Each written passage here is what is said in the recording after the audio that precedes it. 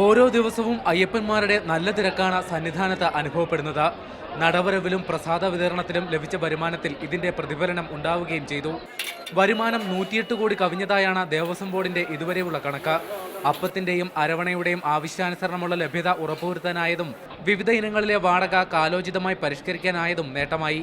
കഴിഞ്ഞ 2 വർഷത്തെ കണക്ക് നോക്കുമ്പോൾ പൊതുവെ തീർത്ഥാടകരുടെ എണ്ണം ഈ വർഷം ഏകദേശം 25% അധികം ഉണ്ടാകുന്നുണ്ട്. മറ്റൊരു പ്രത്യേകത, ഈ 41 വരെയുള്ള ദിവസങ്ങൾ കടന്നു വരുമ്പോൾ മിക്കവാറും എല്ലാ ദിവസങ്ങളും ഒരേ രീതിയിൽ തന്നെ വരുമാനവും ആളിൻ്റെ എണ്ണവും ഉണ്ടായിട്ടുണ്ട്.